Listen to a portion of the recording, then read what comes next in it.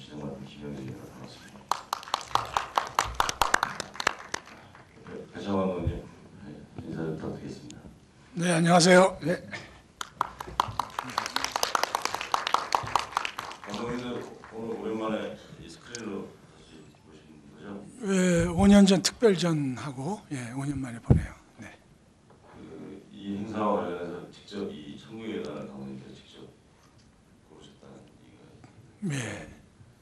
애착이 많이 갑니다. 뭐 애착이 많이 간다서 고르다기보다는 그 최인호 그 선배와 7작품을 했거든요. 이게 가장 마지막 작품이었어요. 그리고 또 그 다른 작품들은 볼 기회가 많았는데 이건 상대적으로 적고, 또 최인호 선배께서도 천국으로 가는 계단에 오르셨고, 또 이 영화가 어떻게 끌리더라고요. 이 영화가 다시 보고 싶었어요. 사실 제가 이거 예전에 개봉할 때 태양장에서 개봉할 때 예, 맞습니다. 제가 나는 감독님 팬이어가지고 이게 어떻게 보면 죄송한 말씀 대중영화가 다시 돌아왔다고 해야 되나 그런 약간 느낌도 있었거든요. 네. 선전도 아주 세게 하고 제가 이제 영화를 봤는데 솔직히 말씀드려요. 그때는 약간 그 영화 속의 순정이라고 할까 이런 거에 대해서 제가 그때 좀 젊었기 때문에 약간 삐딱한 뭐야 세상에 저렇게 아름답기만 한가 뭐 이런 마음이 있었어요. 근데 제가 오늘 영화 봤는데 신금을 울리네요. 제가 잘 변한 걸까 이거 약간 제가 지금 이거 이게 신금을 울리지. 왜 그 90년대 초에 이 영화를 봤을 때는 그걸 있는 그대로 받아들이지 않고 그렇게 아름답게 끝나도 되는 건가 뭐 이런 느낌이 저는 좀 있었거든요. 죄송합니다. 제가 말씀 아닙니다. 내가 볼 때도 나이대마다 또 달라져요. 그러니까 뭐 더 그러시겠죠. 네. 이 최인호 선생님하고는 마지막으로 작업한. 그렇습니다. 예. 그때 얘기를 좀. 이 전 작품이 이제 꿈을 제가 했고, 그 다음 작품으로 90년대가 됐었죠. 90년대 무슨 작품을 할까 많이 이제 고민을 했어요. 항상 18작품을 했는데 한 작품 고를 때는 그렇게 시간이 많이 걸리고 좀 신중해집니다.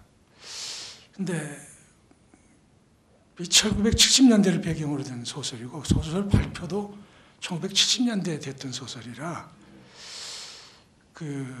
이미 좀 대중들하고 조금 거리가 있지 않을까 하는 우려도 제가 했고, 70년대를 소재로 한 소재가 과연 흡입력이 있을까. 그리고 보셨다시피 아주 정통, 소위 말하는 멜로드라마인데 이게 만들어졌을 경우에 어떤 평자로부터의 비판적인 시각도 또 생각이 나고, 그랬는데 끌려요. 몇 가지 점이 끌렸는데 가장 끌렸던 것이 이 소설을 다시 봤을 때 마지막 장면, 기자회견을 하고 자기의 잘못을 전부 고백하고 다시 용서받고 다시 구원에 이르는 그 테마가 상당히 마음에 끌려서 굉장히 고민하다가 그래 이걸 향해서 한번 달려가 보자. 그래서 이제 최종적으로 하게 됐죠. 그럼 최인호 선생님 같이 작업하자고 했을 때 어떤 반응을 보이셨습니까? 이 최인호 선생도 의외였어요. 제가 천국의 계단을 하겠다 그러니까 이미 뭐 만들던 시점서부터 10여 년 전 썼던 소설이라, 그러나 내가 이러이러한 점 때문에 끌립니다. 그럴 때 최인호 형께도 기획적인 판단력이 있으셨거든요. 이러이러한 것들이 좀 비판적인 요소가 있겠죠. 좀 배 감독이 그러하다면 한번 해보자 해서 시작했죠. 제가 원작 소설을 좀 못 읽어봐서 죄송해요. 소설하고는 어떤? 소설은 물론 오유미라는 인물이 더 입체적으로 보이죠. 근데 영화는 아무래도 소설의 덩어리 가지고 새로 입혀야하게 됐기 때문에 그 인물을 입체적으로 보이지는 다 못했어요. 그 인생 유전이 더 망가질 땐 더 망가지고 그 고뇌도 더 크고 그랬습니다. 그런데 이 캐스팅 때 이하로라는 배우가 들어옴으로써 그 배우에 맞춰서 좀 더 이렇게 방향이 좀 순수하고 또 그런 쪽으로 더 가게 됐죠. 말씀이 나와서 말. 근데 진짜 이해하려고 하면 지금 다시 가서 굉장히 독특한 마스크에서 이제. 네, 얼굴이 끌렸어요. 이 배우 캐스팅 때문에 상당히 애를 먹었습니다. 왜냐하면 열 몇 살 때 순수했던 것도 가져야 되고 또 인생 유전의 어떤 타락과 가면을 쓴 그런 모습도 있어야 되고 또 다시 또 순수한 모습으로 돌아가야 되는데 캐스팅이 상당히 어려웠어요. 결론적으로는 신인으로 갔으면 좋겠다. 그 순수했던 순수한 모습에 더 포커스를 두자 해서 신인으로 하기로 했는데 그 신인 찾는 게 쉬운 작업이 아니었지 않습니까? 그런데 되게 겨울 촬영을 시작을 해야 되는데 눈은 막 다 녹기 시작하는데 극적으로 찾게 됐어요. 예, 그래서 하게 됐습니다.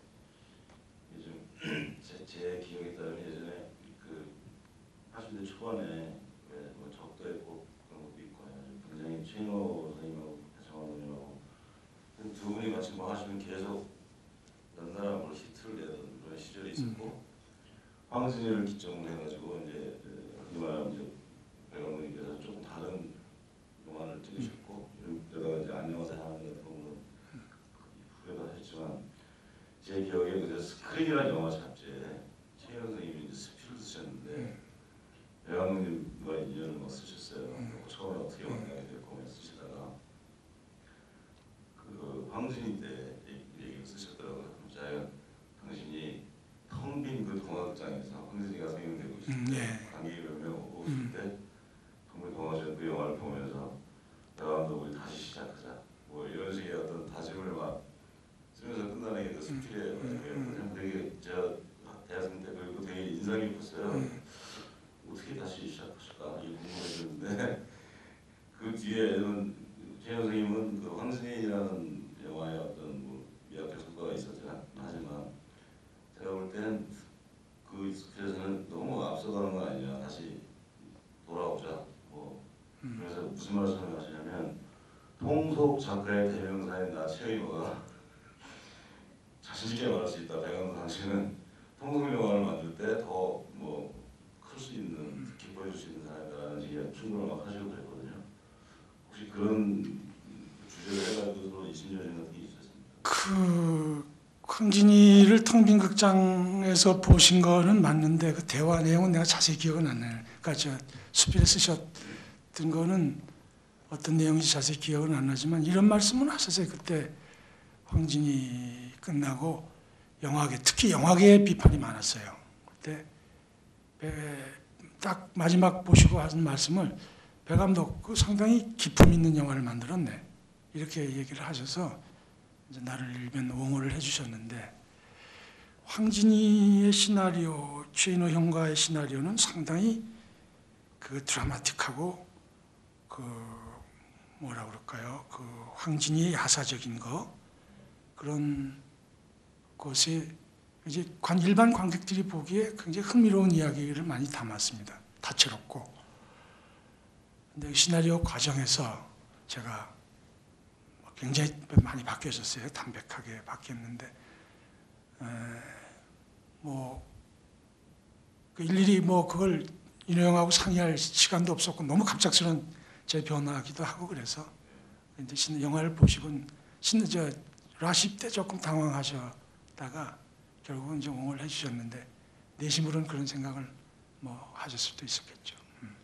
그 오랜만에 그래서 천국의 계단에서 작업하실 때는 가장 호흡이 맞았던 작품이 천국의 계단이었다고 할 수 있겠네요. 그 최인호 형하고 시나리오 작업을 하면은 오리지널에 가까운 것이 안녕하세요 하나님과 이제 고래사냥 2편이고 나머지는 다 원작이 있던 거라 각색 작업이 그렇게 어려운 작업은 아니었어요. 이미 이제 그분은 그 소설 자체에 시나리오로 할 수 있는 그런 요소를 다 만들어 놨기 때문에 그것을 어떻게 축약하는가라는 그 방향에 대해서 이제 고민 많이 하고 또 영화로 해석을 어떻게 할 것인가 이제 거기에 따라 거기에 주안점을 뒀기 때문에 각색 작업은 그다지 오래 걸리지 않았는데 천국의 계단은 꽤 오래 걸렸습니다. 그 인호영 집에 제가 기숙을 맨날 하다시피 제가 인천 살 때라 인호영 집이 있는 게 편해서 그 집에 거의 뭐 살다시피 하면서 시나리오를 썼는데 그만큼 더 신중하고 조심스럽게 했고요. 또 인호영도 천주교 신자가 되셨고 천국의 계단을 할 때는 88년도인가 87년도에 천주교 신자가 되셨고 저는 개신교 신자로서 그런 공통점이 더 하나 있었죠. 같은 크리스찬이 됐다라는 그런 면도 그랬고 그리고 마지막 장면에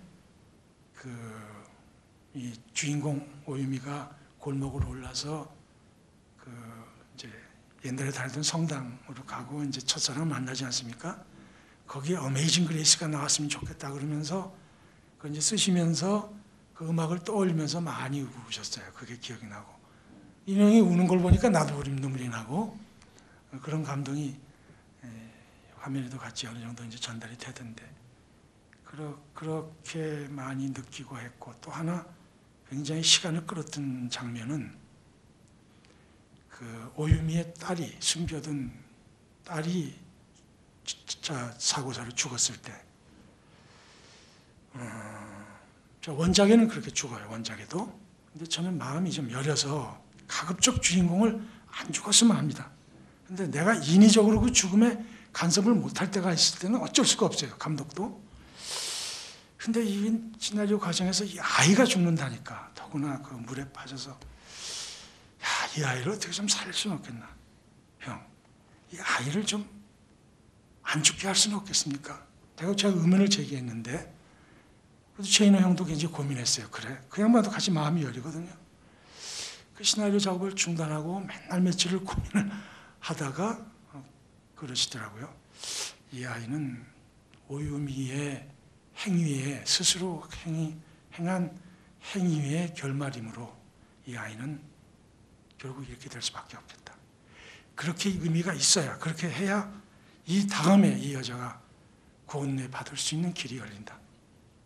그때 제가 납득이 됐습니다. 그때 이제 선배 후배가 아니라 작가와 감독으로서 합의를 했고 그 대신 마지막에는 그거는 제가 원작에는 새로 아이가 마지막 농촌 장면에 임신을 하잖아요. 그거는 같이 동시에 나왔는지 아이디어가 같이 하여튼 거기에 다시 새 아이를 줌으로 해서 마음이 서로 개운해졌었죠. 저 사실 그 여쭤보려고 했어요. 배 감독님은 반드시 고민하셨을 것 같은데 그 아이가 죽는 저 약간 좀 가뜩이 없었을까 이런 생각이 좀 네, 많이 했습니다. 네.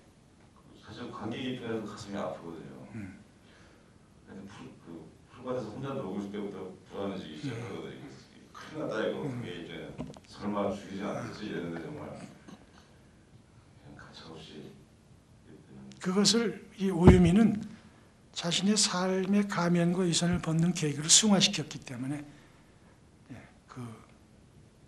납득이 됐습니다. 지금 나도 여전히 그런데 최인호 선생님 그 보면 대사가 되게 특이한 점이 있잖아요. 좀 문어체였죠. 예. 문어치기도 하고 또 이렇게 막 말을 반복하면서 재밌는 그런 게 있습니다. 예. 그 캐릭터마다 그런 게 있지 않습니까? 뭐 바보 천치입니다. 뭐 바보 천치하니까요. 그래서 반복. 그 특유의 톤이 있습니다. 그 지금 보니까 여전히 그래도 통하는데요. 지금 보니까.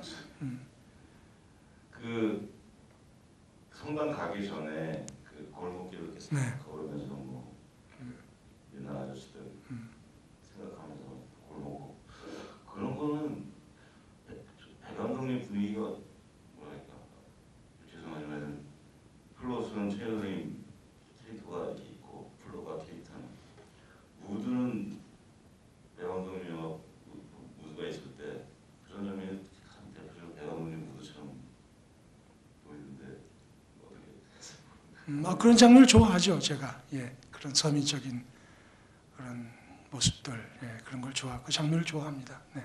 옛날 책방 가서도 이렇게 보면 그 할아버지가 싹 위로 올라가서 안 보이시는데 이제 뭐 할아버지 말만 들으잖아요. 뭐 어떻게 되는지 모르겠어.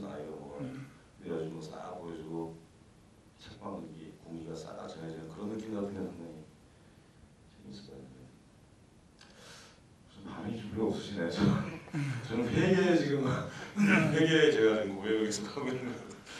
92년에 내가 이게 그럴 수 있을 겁니다. 그게 이 영화는 그 당시 이 반응도 좀 뜬금없다라는, 왜 70년대 고전적인 소재로 할까 그런 얘기를 제가 많이 들었고, 특히 영화 평론하시는 분 이런 쪽에 또 그런 얘기가 오래라는 것도 감안을 했었어요. 하는데 아까 얘기했듯이 끌렸기 때문에, 그 다음에 그 인생의 그런 요소 속에 이별과 죽음과 뉘우침과 이런 게 인생의 요소 아닙니까? 그래서 그걸 그래 내가 더 끌어안아서 한번 해보자. 그러면서 영화를 했는데, 이를테면은 여기 산장에서 둘이 이제 러브씬 때 모닥불이 나지 않습니까? 이런 걸 매일 비판했거든요. 저도 무슨 모닥불이 나오고 그러나 그게 필요할 때는 그게 해지더라고요. 그게 어떻게 쓰느냐겠죠.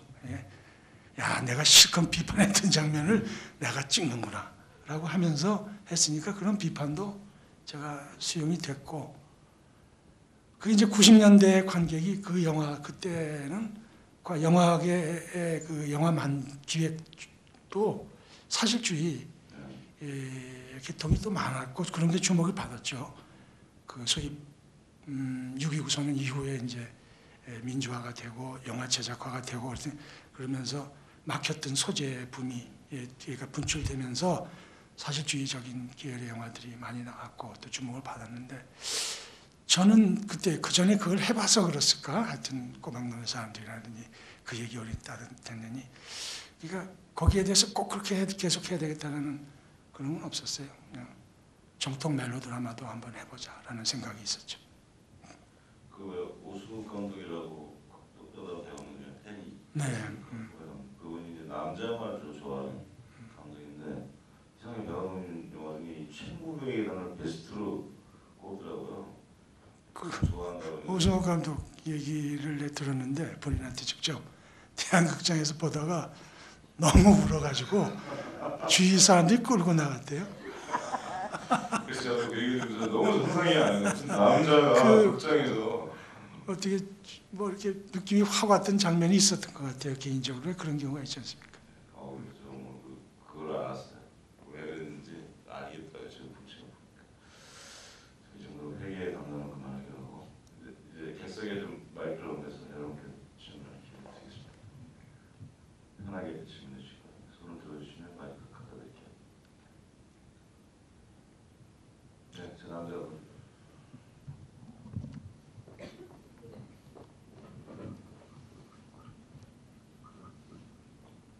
감독님 영화 잘 봤습니다. 그 영화 한 장면 연출적인 부분에서 궁금한 점이 있는데요. 그 성당에서 피아노 칠 때 그 악보 종이가 되게 날아가는데, 그건 어떻게 그렇게 연출하셨는지, 어떤 방식으로 연출하셨는지 궁금합니다. 어떤 방식으로요? 선풍기를 틀었죠. 그 어려웠어요. 요새 같으면 CG가 되면 아주 시적으로 싹 날르게 연출이 될 텐데, 선풍기를 이렇게도 해보고 저렇게도 해보고, 강력한 좀 큰 선풍기, 그걸로 했습니다. 무슨 기능적인 재미있는 질문을 하셨네요. 그렇게 궁금할 때가 또 있잖아요. 네, 좋습니다. 다른 분 손 들어주시죠.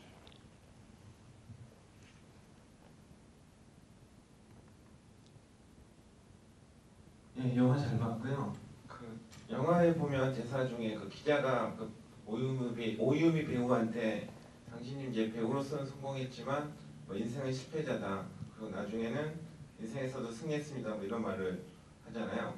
그리고 예전에 그 감독님 그 기사 중에 보니까 그러니까 영화보다는 삶을 더 아껴라라는 그런 얘기를 들었던 기억이 있거든요.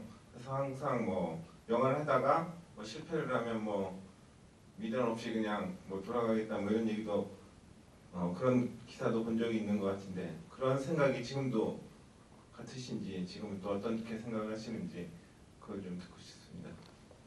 네, 결국 영화 천국의 계단이 끌리고 또 그렇게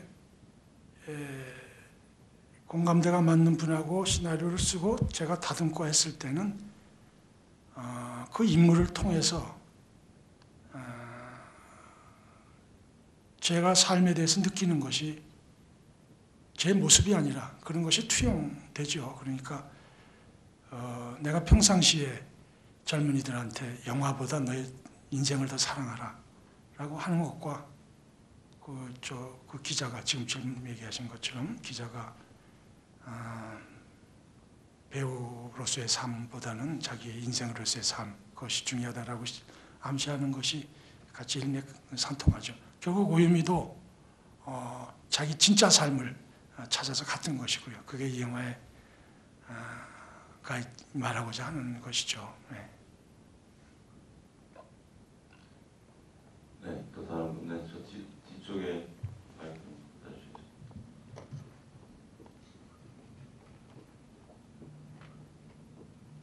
영화 잘 봤습니다.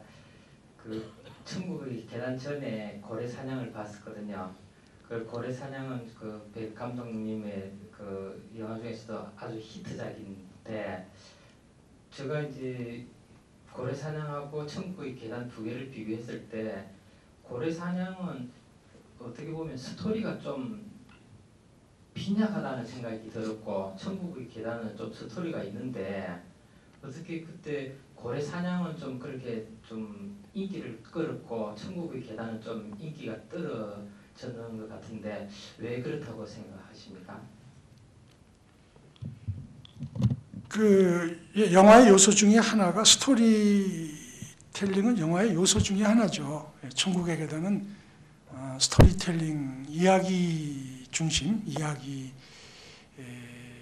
이야기로서의 요소를 충실하게 갖췄던 영화고 고래사냥은 그런 이야기가 단선인 반면에 그 캐릭터와 디테일과 그래서 영화를 그 요소가 조금 다르죠. 그러니까 그 고래사냥의 요소를 더 관객들이 그 당시의 관객들이 더 선호했다고 볼 수가 있겠죠. 또 그때 다르고 영화마다 좀 다르죠. 요소가 영화의 요소를 어떤 것을 강조하느냐에 소리가 아주 없더라도 일상적인 하루의 일상 가지고도 찍는 영화도 있지 않습니까? 이제 그런 것도 또 좋아하는 관객들이 있을 때는 또 흥행 요소가 되는 거고 그러니까 그렇게 한 단순 라인으로 비교할 수는 없겠네요. 예. 제가 약간 성견을 드리자면 그때 고래사냥 젊은 사람한테 굉장히 인기가 많았어요. 그 기억이 나는 게 그 당시 양훈이나 신인호 선생님이 아무나 별로 인기가 없었던 시절인데 너무 스포츠에만 열광하고 그러니까 진짜 영화로도 한번 해보자 이렇게 자신 있게 어디 TV들 말하는 것들 좀 있습니다. 지금 봐도 그 뭐라 그러지 다이나믹한 그런 게 좀 있죠. 좀 옛날에 굉장히 오락 영화로 봤는데 제가 그 영화를 다시 보니까 굉장히 진지한 고래사냥 시대가 달라져서 그런 게 좀 있더라고요. 그게 또 상당히 흥미롭더라고요. 자, 또 다른 거. 네.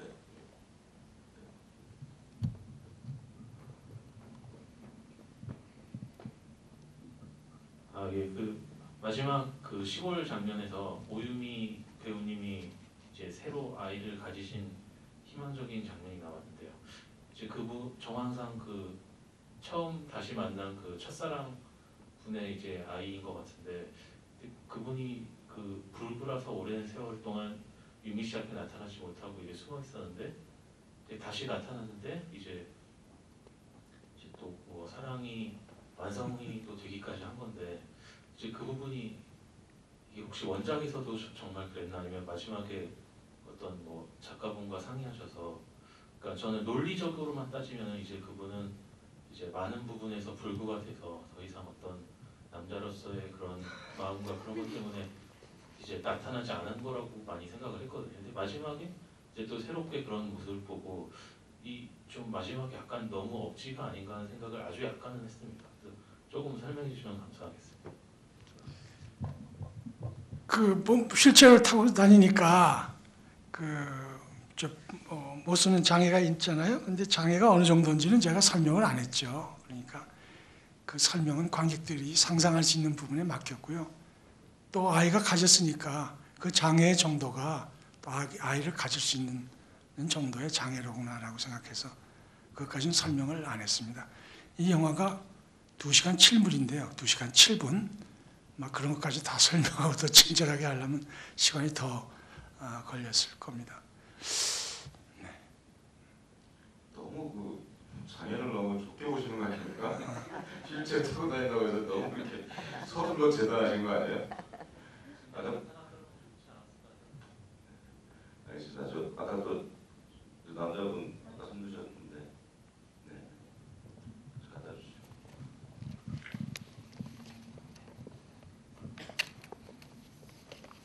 예, 영화 참 재밌게 잘 봤습니다. 예. 우리 김용진 우리 교수님 말씀하신 것처럼 저도 예전에는 배철 감독 영화를 보면서 좀 낯간지럽고 그렇게 생각을 했었었는데 저도 이제 좀 나이를 좀 먹어가 좀 내한테 말씀이지만은 나이를 좀 먹어가면서 이렇게 감독님 영화를 되게 좋아하게 됐습니다. 그래서 오늘도 되게 어떻게 보면 되게 심파적인 요소가 많고 되게 호흡도 길고 요즘 같은 영화 같으면 짧게 얘기하고 그냥 카트가 넘어갈 것도 그냥 길게 이렇게 호흡으로 그렇게 하시는 거 보면서 요즘 사람들은 좀 지겨울 것 같은 생각도 들으면서 또 저 같은 경우는 또 나름대로 또 다른 맛이 있었습니다. 근데 제가 질문 드리고 싶은 거는 영화 시작하기 전에 보면 그 첫 출연 이하로라고 나오지 않습니까?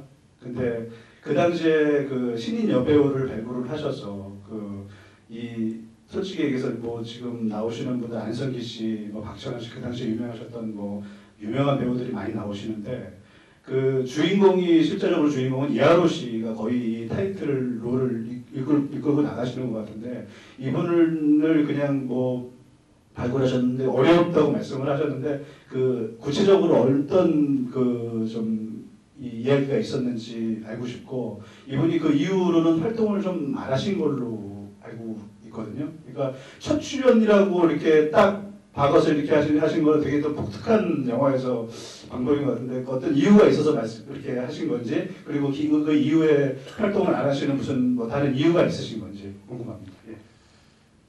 이하로 양은 사진 모델이었어요. 근데 연기 경험이 전혀 없고 이제 그게 좀 고민이 많이 됐던 부분이죠.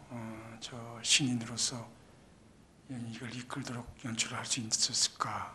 그러나 너무 뭐 여러분 어떻게 느끼셨지 모르지만 지금도 보니까 굉장히 순수한 눈빛이 아주 뭐라 그럴까요? 이물질이 없는 그런 눈빛이었어요. 모습들이. 그래서 그 순수하면은 참 잘 살았구나. 그래 그 점은 제대로 됐구나라는 게 지금 봐도 느껴졌었고 그럭저럭 잘 해냈습니다. 그러니까 지금의 연기를 보는 관객들과 전문가의 시선과 20여 년 전에는 좀 달랐어요. 이 영화로 저 이하로 양이 신인상을 3개인가 4개인가 받았습니다. 뭐 대종상, 뭐 영평상인가요? 대종 뭐 이렇게 해서 몇 군데 했고 그래서 뭐 결과적으로는 잘 해냈다라는 생각이 들었고 그리고 TV 드라마를 몇 편 하다가 영화는 그리고 저 이하로 양 경우에 그렇게 영화를 많이 하고 싶은 생각이 본인도 별로 없었던 것 같아요. 그래서 시나리오 고르는 것도 까다로웠고 그리고 TV를 몇 편 하다가 마치 영화처럼 결혼해서 결혼식엔 제가 갔었는데 결혼 꽤 됐네요. 결혼한 지 지금 어떻게 됐는지 저도 그는 어떻게 잘 살고 있겠죠.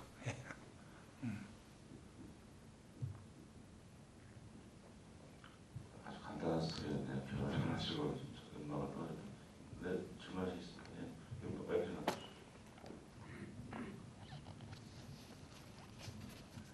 저 어저께 제 2회 필름게이트 단편영화제 안성기 선생님이 오셔서 잠깐 말씀을 드려봤었는데요. 여기 영화박물관에 가면 80년대 암중무생의 80년대 영화계 이렇게 써 있어서 제가 아까 읽어보고 왔는데요. 어제도 잠깐 거론했었지만 그 배창호 감독님의 기쁜 우리 젊은 날을 너무나 재밌게 본 40대 세대고요. 그때 그 공중전화 부스에 그 장미꽃을 보관해놨다가 폭우에 이렇게 그 연인에게 바치는 장면이 굉장히 인상적이고 팬이었는데 저희는 사실 천국의 계단 지금 처음 봤거든요. 그리고 그 천국의 계단에서 그 깨진 유리, 그러니까 유리가 깨지면서 그 밀양의 그 전도연 나오는 마지막 장면에서 저는 그게 결론이 잘 모르겠는데 거꾸로 역으로 이 천국의 계단을 보니까 아 인생이 길고 이렇게 희망을 주려고 이렇게 결론을 내리셨나 보다 생각을 했어요. 근데 만약에 그 아이가 죽고 그 엄마가 이제 살 수 없는 심정이 돼서 저는 그 인터뷰를 할 때 인터뷰를 모을 때 저 배우가 과연 그 엄마로서의 자세로 혹시 죽음을 선택하는 게 아닌가 하고 조마조마했었거든요. 만약에 다시 영화를 만드신다면 이 새로운 버전으로 만드신다면 요즘 감독들처럼 막 이렇게 극단적으로 몰아가서 자살 이렇게 만들 수도 있다고 생각이 되는데 그렇게 안 하시고 최인호 그 선생님과 의견을 맞추셔서 그렇게 희망을 주는 메시지를 주는 영화로 만들지 않으시고 만약에 다시 새로운 버전으로 주인공의 자살 뭐 이런 식으로 해서 다시 만드실 생각은 있으신지 그렇게는 안 만들 거예요. 새로운 버전으로 네. 혹시 만드실 새로운 버전으로 만들면 이 테두리 안에서 어떻게 디테일과 더 입체적인 성격과 또 뭐 어떻게 더 하겠지만 그런 기본 그 인생을 보고 하는 그 눈은 변함이 없을 겁니다. 그 이미 그 감독이 그 작품을 선택하고 그 시나리오의 합의를 보고 그렇게 했을 때는 아까 얘기했듯이 그 감독 저의 그 인간관이라든지 가치관이 담겨 있는 거기 때문에 그거는 아마 근본적인 것은 전혀 바뀌지 않을 거고 사소한 것들은 많이 바뀔 수 있겠죠. 네, 질문 한두 개만 더 받아볼게요. 남학생. 네, 제가 감독님 작품 중에서 여행이라는 걸 마지막으로 봤는데요. 그 보고 또 감독님 영화를 찍으면 좋겠는데 요즘 활동을 잘 안 하신 것 같아서 아쉬웠어요. 그래서 다음 작품 찍으실 그런 계기가 있으신지 계획이 있으신지 그리고 또 배창호 감독님이 아내분을 영화로 출연을 하게 하셨잖아요. 배창호 감독님 따님도 혹시 그 시나리오 맞으면은 출연할 그런 마음이 있으신지 궁금합니다. 지금 작품 뭐 나 혼자만의 계획은 있는데 아직 구체적으로 진행이 되고 있는 계획은 없고요. 이렇게 때를 보고 있어요. 요즘 뭐 한번 만들려고 하면은 여러 가지 조건이 다 맞춰져야 되기 때문에 아직 진행 중이다라고 발표할 수 있는 구체적인 건 없고 이렇게 살아보면은 막 쫓아다니지 않아도 좀 답답하더라도 견디면 그 때가 있더라고요. 그 때를 이제 보고 있죠. 제 혼자만의 준비는 게을리하지 않고 있습니다. 우리 딸은 영화 출연할 생각이 전혀 없네요. 그 친구한테 물어보면. 예. 그리고 또 하나 더 있지 않았나요? 그게 다 했던가요? 그래요. 예. 감사합니다. 그뭐 사회적 얘기 나오고 그래서 자연스럽게 마무리 분위기 질문해 주셨는데 한 분 더 있는데 여기가 좀 요 앞에 한 분 더 질문 받아보겠습니다.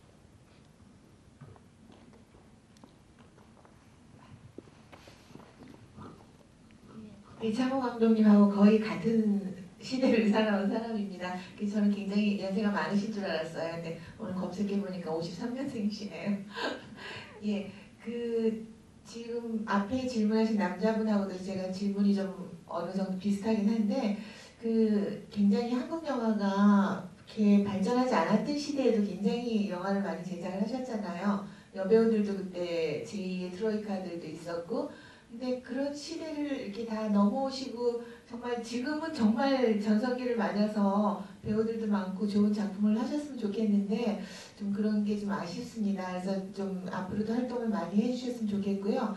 지금 이렇게 보실 때 옛날에는 그런 뭐 트로이카란 말이 참 좋지는 않은 표현인데 그 외에도 여배우들이 많은데 지금 생각한다면은 어떤 배우들이 트로이카라고 할 수 있을까요? 배 감독님 의견으로는. 지금 여배우? 네네. 그 어려운 질문이네요. 궁금합니다. 글쎄요. 지금 제가 잘 떠오르지가 않네요. 다른 질문으로 대체하실래요? 예. 그리고 저기 지금 그 박찬욱 감독이나 봉준호 감독님 같이 어떤 그런 스케일이 큰 국제적인 영화를 하셔서 혹시 어떤 스릴러물이나 SF 같은 거를 도전해 보실 그런 계획은 있으신지요? 로맨틱 코미디물 말고. 글쎄 SF도 저는 관심은 없고 스릴러도 뭐 스릴을 위한 스릴은 관심이 없고 인간에 관한 깊은 이야기를 하는데 스릴러적인 요소가 필요하다면 하겠지만 그거 자체를 위해서는 하고 싶은 생각은 없네요. 뭐 물론 큰 버젯의 영화를 하고 싶은 또 해야 하는 그런 의지와 포부는 있죠. 네. 네, 감사합니다. 네. 정말 다들 감독님 영화를 더 자주 빨리 찍기를 원하시는 분위기가 있네요. 기대하겠고 마지막으로 오늘 어떤 최인호 선생님을 좀 추모하는 자리이기도 하니까 요즘은 사실 이런 케이스가 별로 없지 않습니까? 소설 작가이신 분이 직접 시나리오를 쓰고 이런 사람이 요즘 많지 않은데 70년대, 80년대 꾸준히 아주 내한에서 활동하셨고 특히 배 감독님 필모그래피에서 아주 중요한 족적을 남기신 분인데 마지막으로 좀 한번 말씀해 주시기가.